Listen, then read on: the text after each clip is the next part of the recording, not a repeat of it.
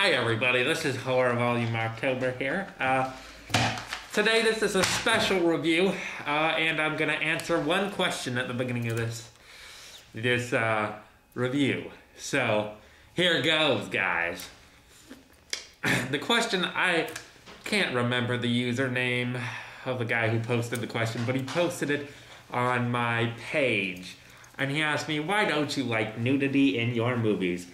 Well, I'm going to answer you right here, bucko. I'm going to answer you right now, okay?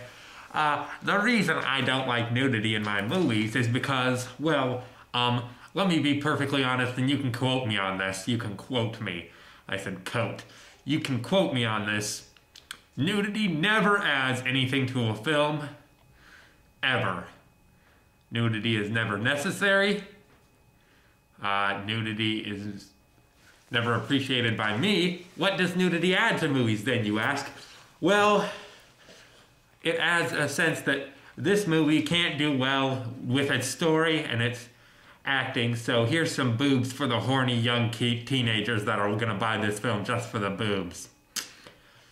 That's why I don't like nudity. So, which is a perfect segue into today's review. Which today's review is on Rob Zombie's film, Halloween. This will be, yesterday I sat down with the film and a notebook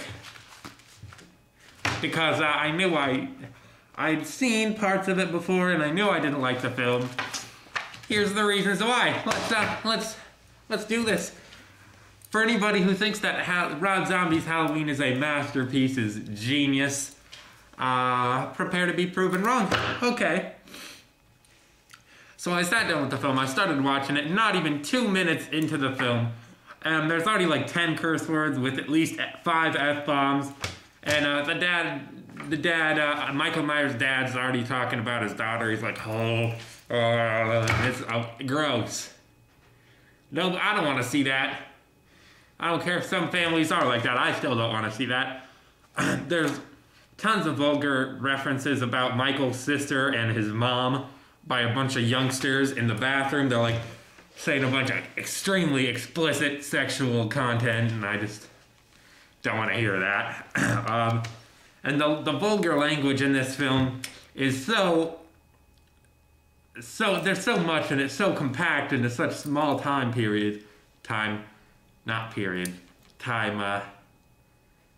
whatever. Anyway, you know what I'm saying, that it's just totally unrealistic. I don't know anybody who's got a mouth like that. And I know some really bad, foul-mouthed people, and it's unrealistic.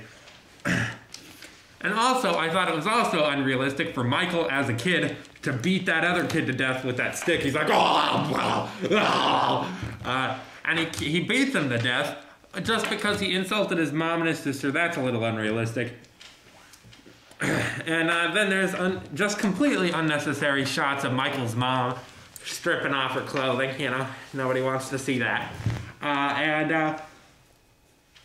It's understood that there's some childhoods are like this, but I don't want to see it. And that's within the first 20 minutes of the film. Let's keep going, shall we? Okay, it continues to show Michael's sister naked several times just for the sake of it. There's really no point for it. Proving my point at the beginning of this review. Anyway, Michael took, you know, the Michael Myers mask as a kid, and it made him look retarded, and it brings up problems that I will mention in a few minutes here. I got a lot to work with here, so I'm trying to go at a kind of quick pace.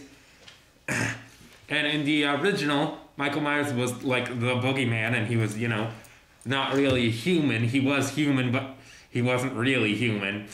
He was in the body of a human, but he wasn't a human. He couldn't be killed and stuff. In this, they totally humanize him, and it just makes the whole movie pointless. It makes it not Halloween. It makes it not a movie about Michael Myers. It makes it a movie about a serial killer, not Michael Myers. And then another point I had is after Michael butchered everyone in his home, and he's like, killing everybody. Why did he take off his mask, then leave it, and put back on the clown mask that he had at the beginning of the thing just to sit outside on the porch. That's stupid. And then also the police came, but nobody called them. So why did the police come?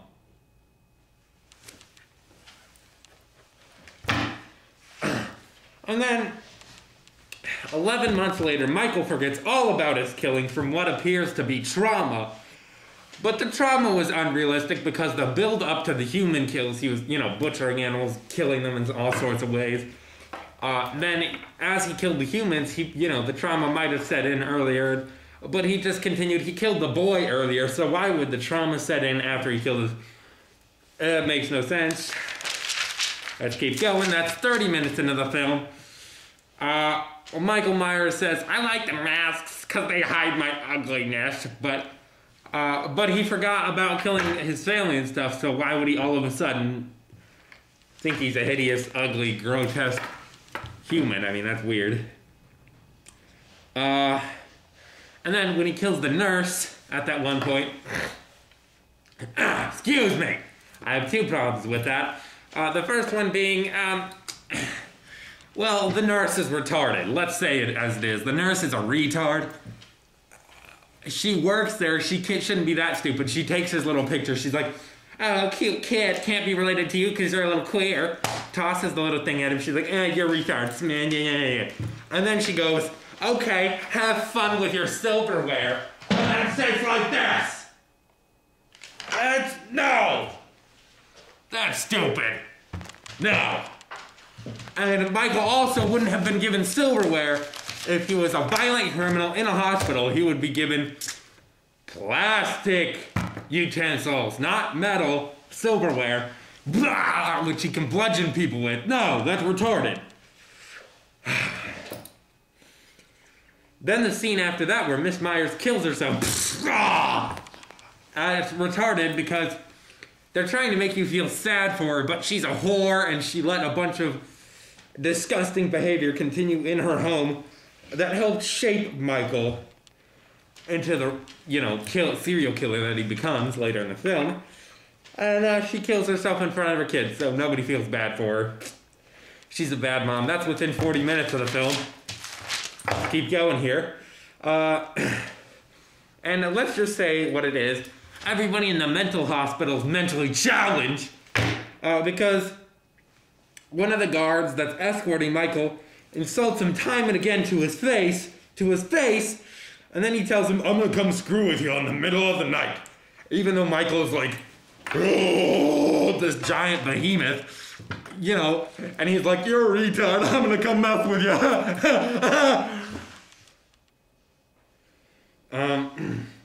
And also, the scripting was crappy, with just one quote I have here.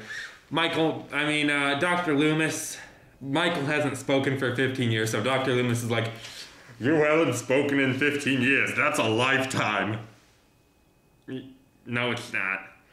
15 years is a life cut short, not a lifetime. Okay. Michael speaks in this film as a kid a ton. He never spoke in the original, once again humanizing him. Another scripting error was Dr. Loomis was saying, behind the eyes of Michael Myers you see blackness, the absence of light. We humans like to call that darkness.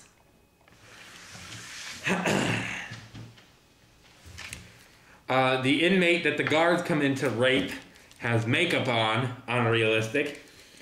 And the guards are so stupid that they're like, let's rape this girl in Michael Myers' room.